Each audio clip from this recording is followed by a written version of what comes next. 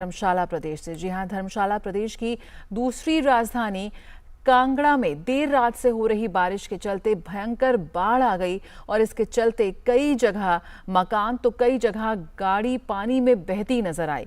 धर्मशाला के भगसुनाग में पार्किंग भी तालाब में तब्दील हो गई। ऐसी तस्वीरें सामने आ रही हैं। कांगड़ा जिले में कई जगह मकान बहने की खबरें आ रही हैं। बड़ी खबर इस वक्त की है, किसी के हताहत होने की फिलहाल कोई खबर नहीं मिली है, लेकिन यहाँ पर लगातार बात की जा रही है कि कैसे बारिश की वजह से वहाँ पर हर तरफ पानी पानी और तालाब में तब्दील होते नजर आ रहे हैं। वहाँ के पार्किंग लॉट बादल फटने जैसे हालात सामने आ रही। काफ़ी भयावह तस्वीरें इस वक्त आप अपने टेलीविजन स्क्रीन पर देख सकते हैं।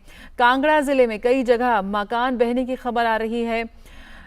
किसी के हताहत होने की फिलहाल कोई सूचना नहीं मिली है। जल्द इस पर और ज़्यादा जानकारी के साथ हम आपके सामने आएंगे। प्रशासन ने इस वक्त जो भी राहत और बचाव कार्य है वो बढ़ा दिया है, मौके पर मौजूद है।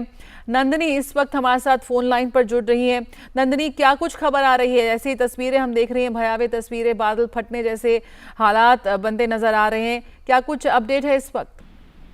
बिल्कुल, आज कल रात से ही हिमाचल प्रदेश के विभिन्न भागों में बारिश हो रही है, लगातार बारिश हो रही है।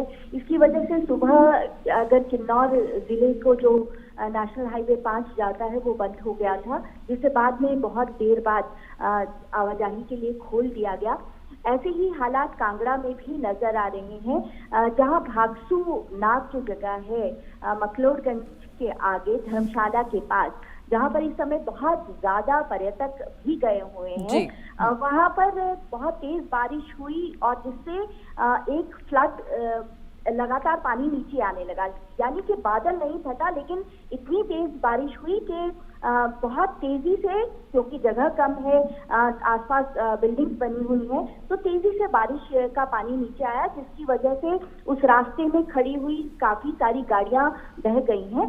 हालांकि अभी कोई भी जो किसी के भी जान के जाने का कोई समाचार नहीं है। प्रशासन वहां पहुंचा हुआ है।